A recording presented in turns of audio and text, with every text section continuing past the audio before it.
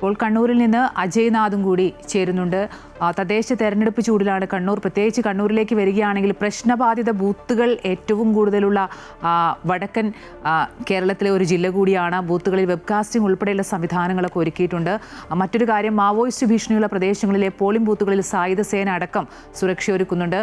അജയ്, കണ്ണൂരിലേക്ക് വരികയാണെങ്കിൽ എങ്ങനെയാണ്? രാവിലെ തന്നെ വോട്ടർമാരുടെ ഒരു വലിയ നിര നമുക്ക് കണ്ണൂരിൽ കാണാൻ സാധിക്കുമോ? പ്രത്യേകിച്ച് 3 മുന്നണികളും ശക്തമായ പോരാട്ടം നടത്തുന്ന ഒരു ജില്ല കൂടിയാണ്. പല ജില്ലകളിലും പല ഗ്രാമപഞ്ചായത്തുകളിലും എതിരില്ലാതെ തെരഞ്ഞെടുക്കപ്പെട്ടിട്ടുണ്ട്. മട്ടന്നൂർ നഗരസഭയിൽ ഇലക്ഷൻ നടക്കുന്നില്ല. കണ്ണൂരിലേക്ക് വരുമ്പോൾ എങ്ങനെയാണ്?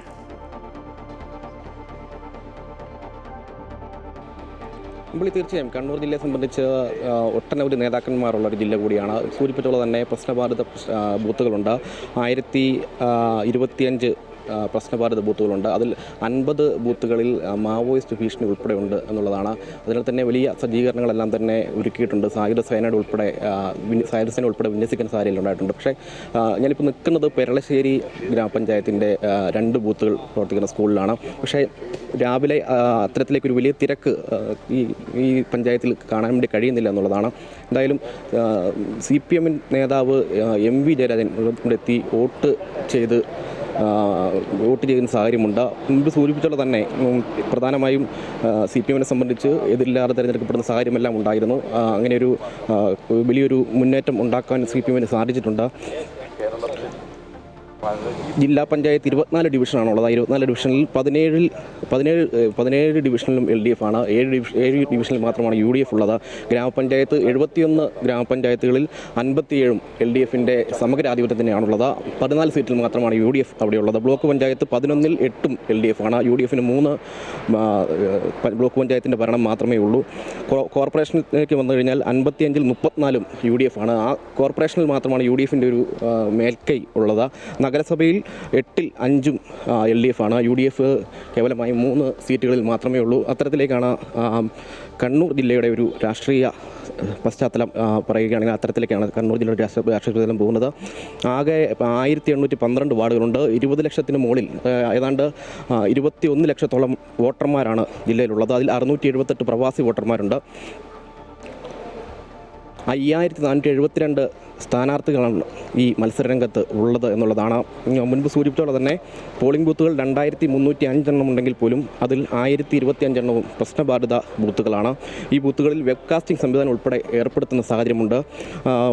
50 ബൂത്തുകളിലാണ് മാവോയിസ്റ്റ് ഭീഷണി ഉള്ളത്. ഇവിടെ സായുധ സേനയുടെ സുരക്ഷയും ഒരുക്കിയിട്ടുണ്ട്. തിരഞ്ഞെടുപ്പ് പ്രശ്നങ്ങളില്ലാതെ നടത്താനുള്ള തയ്യാറെടുപ്പ് ആയിരുന്നു കഴിഞ്ഞ ദിവസങ്ങളിലെല്ലാം ജില്ലാ ഭരണകൂടത്തിൻ്റെ നേതൃത്വത്തിൽ.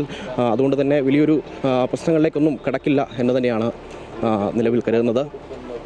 എന്തായാലും CPM നേതാവ്, CPM സംസ്ഥാന സെക്രട്ടേറിയറ്റ് അംഗം കൂടിയായിട്ടുള്ള MV ജയരാജൻ ഇപ്പം നമ്മളോടൊപ്പം ചേരുന്നുണ്ട്. UDFിൻ്റെ ഭാഗത്തു നിന്നും BJPയുടെ ഭാഗത്തു നിന്നും വരുന്നു.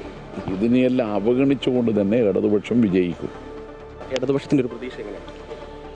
2020 കൂടുതൽ വോട്ടും സീറ്റും നേടി ഇടതുപക്ഷം മുന്നിലെത്തും. 67% കണ്ണൂർ ജില്ലയിൽ ഇടതുപക്ഷത്തിന് തദ്ദേശ സ്വയംഭരണ സ്ഥാപനങ്ങൾ 2020 ജയിക്കാൻ കഴിഞ്ഞത്. അതിനേക്കാൾ കൂടുതലായിരിക്കും കണ്ണൂർ ജില്ലയിലെ സ്ഥിതി. കേരളത്തിൽ ആ മുന്നേറ്റം തന്നെയായിരിക്കും.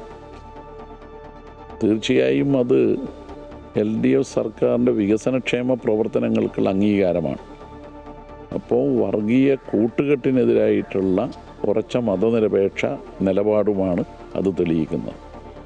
ഇങ്ങനെ ഇടതുപക്ഷം വികസനവും ക്ഷേമവും മതനിരപേക്ഷതയും പറഞ്ഞ് ജനങ്ങളെ സമീപിച്ചപ്പോൾ പരാജയം ഉറപ്പായതിനെ തുടർന്നാണ് മതവും വിശ്വാസവും പറഞ്ഞ് വോട്ട് പിടിക്കാൻ പരിശ്രമിക്കുന്നത്.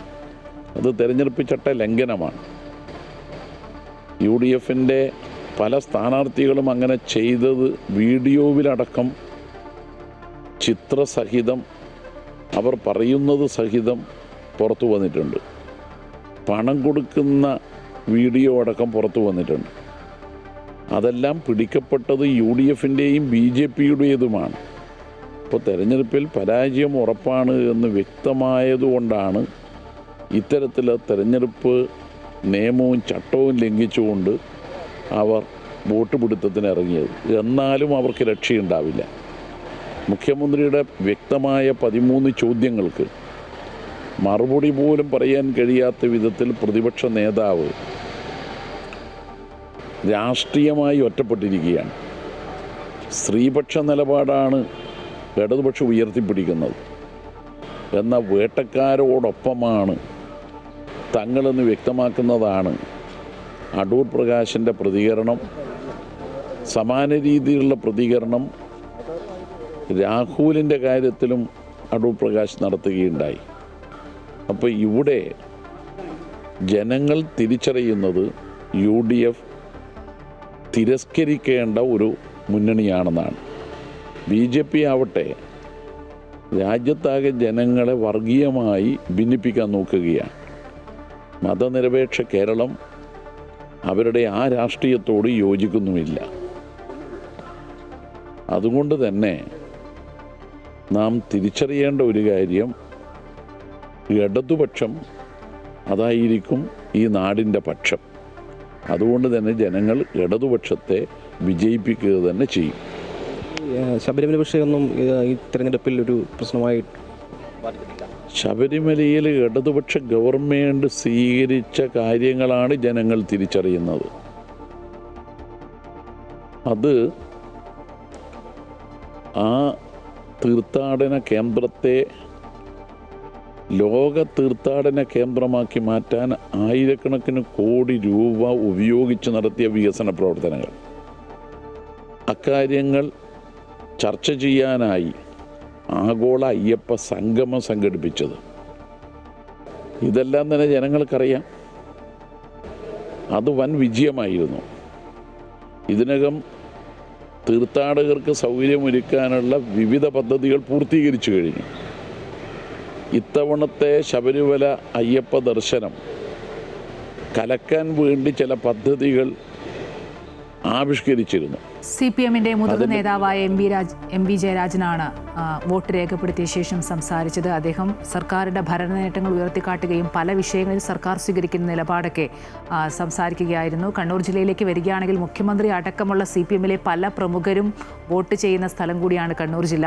KPCC അധ്യക്ഷൻ സണ്ണി ജോസഫും മുൻ അധ്യക്ഷൻ K സുധാകരൻ MP ഒക്കെ വോട്ട് ചെയ്യുന്ന ജില്ല കൂടിയാണ് കണ്ണൂർ ജില്ല. അതുകൊണ്ട് തന്നെ ശക്തമായ മത്സരം നടക്കുന്ന വടക്കൻ കേരളത്തിലെ ഒരു ജില്ല കൂടിയാണ് കണ്ണൂർ ജില്ല എന്നൊരു പ്രത്യേകത കൂടിയുണ്ട്.